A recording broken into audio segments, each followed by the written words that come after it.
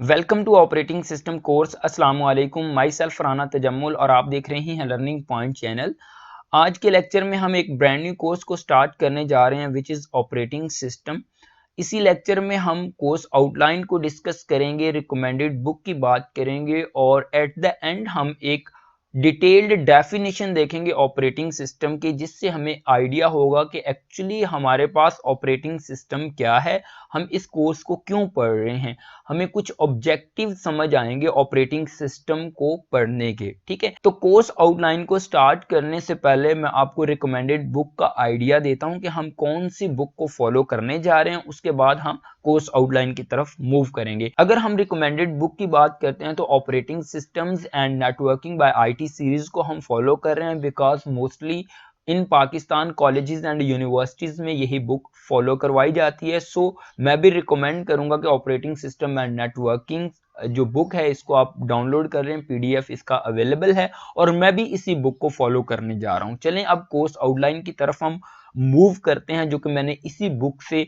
Pick किया है। जो सबसे पहले हम टॉपिक डिस्कस करेंगे कोर्स आउटलाइन में वो होगा इंट्रोडक्शन टू ऑपरेटिंग सिस्टम, जिसमें हम कंप्यूटर सिस्टम को डिस्कस करेंगे, बिकॉज ऑपरेटिंग सिस्टम को समझने से पहले हमें कंप्यूटर सिस्टम के बारे में पता होना जरूरी है। उसके बाद हम ऑपरेटिंग सिस्टम को देखेंगे। ऑपरेटिंग सिस्टम में फर्दर मोर टॉपिक आ जाते हैं। मैंने ये बेसिक लिखा हुआ है ऑपरेटिंग सिस्टम्स, इसमें हम देखेंगे operating system objective and rules of operating system. उसके बाद हम मेन फ्रेम सिस्टम्स को डिस्कस करेंगे, single processor system and multi processor systems को एज वेल।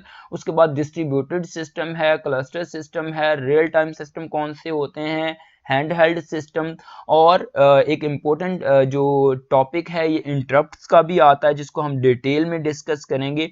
इंटरप्ट्स में हम कॉमन फीचर्स ऑफ इंटरप्ट्स देखेंगे, क्लासेस ऑफ इंटरप्ट्स देखेंगे, क्योंकि हमारे पास सॉफ्टवेयर इंटरप्ट्स भी होते हैं, हार्डवेयर इंटरप्ट्स भी होते हैं, इनको डिस्कस करेंगे। ऑपरेटिंग सिस्टम मॉड्स की बात करेंगे, ऑपरेटिंग सिस्टम कंपोनेंट्स भी हम यहाँ पे क्या करेंगे, डिस्कस करेंगे। अगर हम ऑपरेटिंग सिस्टम कंपोनेंट्स की बात करते हैं तो इसमें हम process management, main memory management, secondary storage management, IO system management है, फाइल मैनेजमेंट है, प्रोटेक्शन सिस्टम है, नेटवर्किंग या डिस्ट्रीब्यूटेड सिस्टम में जो आ जाता है इसको भी डिस्कस करेंगे, कमांड इंटरप्रेटर सिस्टम्स वगैरह। इस तरह के हम तमाम के तमाम कॉन्सेप्ट्स देखेंगे। ये पहला चैप्टर है, राइट। इसमें मतलब कि मैंने छोटे जो सब टॉपिक हैं वो नहीं लिखे हुए, ये मैंने मेन टॉपिक लिखे हैं। इनमें बहुत ज्यादा सब टॉपिक हैं जो हम वन बाय वन डिस्कस करेंगे। अगर सेकंड चैप्टर की बात करते हैं तो हम प्रोसेस मैनेजमेंट देखेंगे। ये प्रोसेस मैनेजमेंट जस्ट मैंने जो चैप्टर है उसका नेम लिखा है, इसमें बहुत ज्यादा कॉन्सेप्ट आते हैं, उनको डिस्कस करेंगे। थर्ड चैप्टर थ्रेड्स का होगा। सिमिलरली इसमें भी बहुत ज्यादा सब टॉपिक हैं जिनको हमने डिस्कस करना है। सीपीयू स्केजुलिंग है, इसमें हमारे पास डिफरेंट टेक्निक्स है सीपीयू स्केजुलिंग के, जिसमें फर्स्ट कम फर्स्ट सर्व या इस तरह की जो राउंड रॉबिन ये टेक्निक्स हैं जिनको हम डिस्कस करेंगे। एल्गोरिथम्स देखेंगे। उसके बाद प्रोसेस सिंक्रोनाइजेशन, डेडलॉक, स्टारवेशन, इसमें भी सब जो हमारे पास कैटेगरीज आ जाती है, सब टॉपिक्स आ जाते हैं, ये देखेंगे। ये मैंने सिर्फ चैप्टर का नेम लिखा हुआ है। उसके बाद मेमोरी मैनेजमेंट को डिस्कस करेंगे, वर्चुअल मेमोरी को डिस्कस करेंगे हम, फाइल सिस्टम मैनेजमेंट है, इसका पूरा चैप्टर है, हम इसको डिस्कस करेंगे। अगर हम नेक्स्ट बात करते हैं तो आईओ एंड डिवाइस मैनेजमेंट है, ऑपरेटिंग सिस्टम सिक्योरिटी तक हम इंशाल्लाह इस कोर्स में कवर करेंगे और डिटेल्ड फर्दर वो अगर टॉपिक कोई मिस हुआ तो उसको भी हम इसमें इंक्लूड करेंगे। रिकमेंडेड बुक की बात करते हैं, अगेन हमारे पास operating system and networking by IT series है, जिस बुक को हम फॉलो कर रहे हैं बिकॉज ये बहुत ज्यादा सिंपल बुक है, इसलिए हम इसको फॉलो कर रहे हैं। अब हम जाते हैं ऑपरेटिंग सिस्टम की तरफ कि एक्चुअली हमारे पास ऑपरेटिंग सिस्टम क्या है, हम डेफिनेशन की तरफ मूव करते हैं। Basically what is operating system, यहाँ पे दो वर्ड हैं, एक हमारे पास ऑपरेटिंग और एक हमारे पास सिस्टम। सबसे पहले ऑपरेटिंग को समझते हैं। हम किसी भी चीज को एग्जीक्यूट करते हैं, चलाते हैं, तो उसको क्या कहते हैं, हम ऑपरेट कहते हैं।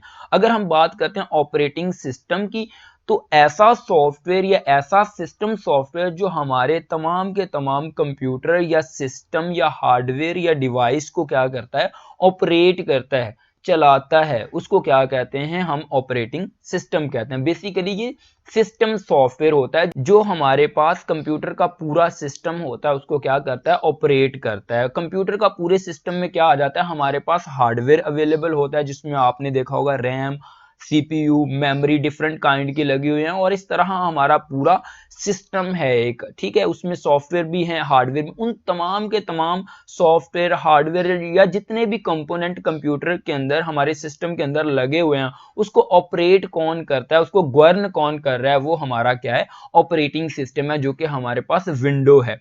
विंडो एक हमारे पास सिस्टम सॉफ्टवेयर है या एक ऑपरेटिंग सिस्टम है, जो हमारे पास हमारे पूरे कंप्यूटर के सिस्टम को क्या करवाता है, ऑपरेट करवाता है। इसको हम क्या कहते हैं, ऑपरेटिंग सिस्टम कहते हैं, क्योंकि ये तमाम के तमाम जितने भी हमारे पास हार्डवेयर होते हैं उसको कंट्रोल एंड कोऑर्डिनेट करता है, उस पूरे सिस्टम को चलाता है, ठीक है। कैसे चलाता है, इसकी एक डायग्राम मैंने ऐड की है, जिससे आपको मजीद समझ आ जाएगी। हम डेफिनेशन को रीड करते हैं और साथ साथ अपने कॉन्सेप्ट को मजीद क्लियर करते हैं। फॉर नाउ आप ये समझें कि ऑपरेटिंग सिस्टम एक ऐसा सॉफ्टवेयर है या सेट ऑफ प्रोग्राम्स है, जिसको हम विंडो कहते हैं।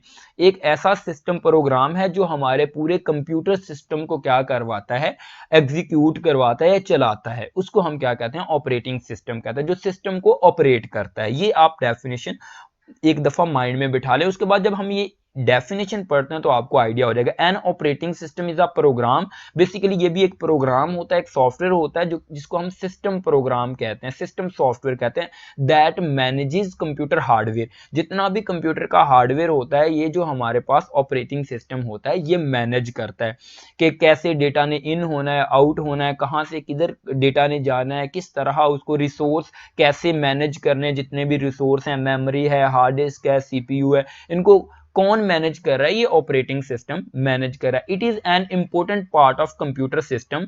जाहिर है ये बहुत इंपॉर्टेंट पार्ट होता है हमारे पास कंप्यूटर सिस्टम का, क्योंकि अगर हमारे पास ऑपरेटिंग सिस्टम या विंडो अगर कंप्यूटर में इंस्टॉल नहीं होती तो हम कंप्यूटर को ऑपरेट नहीं कर सकते, ठीक है। ये इंटरमीडिएट है हार्डवेयर और प्रोग्राम्स के दरमियान।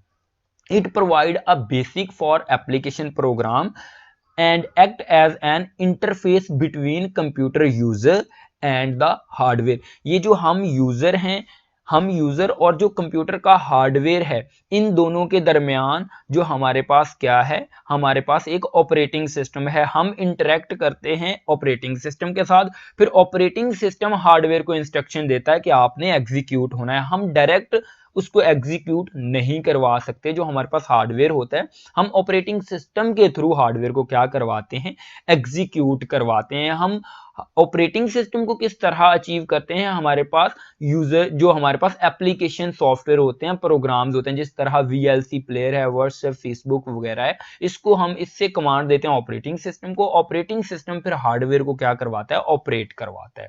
The operating system controls and coordinates the use of hardware, कि हार्डवेयर को कैसे यूज करना है अमंग वेरियस एप्लीकेशन, क्योंकि एक ही टाइम पे हम डिफरेंट एप्लीकेशन को रन करते हैं, तो उनको रिसोर्स चाहिए होता है, उनको मेमोरी चाहिए होती है, उसको डिफरेंट रिसोर्स चाहिए होते हैं। तो किस प्रोग्राम को कौन सा रिसोर्स देना है, कौन कहां पे मेमोरी में जगह देनी है, ये सारा कुछ कौन कंट्रोल कर रहा है, ये ऑपरेटिंग सिस्टम कर रहा है। Application programs for various users, ठीक है। मींस दैट ऑपरेटिंग सिस्टम हमारा ऐसा सॉफ्टवेयर है जो कि तमाम के तमाम हमारे पास हार्डवेयर को कंट्रोल करना, सॉफ्टवेयर को मैनेज करना, मेमोरी को मैनेज करना, ये सारे काम कौन कर रहा है, हमारे पास ऑपरेटिंग सिस्टम कर रहा है। अगर हम एक सिंपल सी डायग्राम से देखें तो हमें एक आइडिया क्लियर होगा। देखें यहाँ पे हमारे पास क्या आ रहा है, यूजर आ रहा है। यूजर ने अगर हार्डवेयर से कुछ करवाना है, कोई आउटपुट लेनी है, तो ये क्या करेगा, जो यूजर है ये एप्लीकेशन को रिक्वेस्ट करेगा, एप्लीकेशन पे क्लिक करेगा, एप्लीकेशन पे एक्शन परफॉर्म करेगा। लाइक VLC प्लेयर है, हमने सॉन्ग को प्ले करना है, तो हम VLC प्लेयर में सॉन्ग को प्ले करने की कोशिश करेंगे, वो एप्लीकेशन प्रोग्राम है।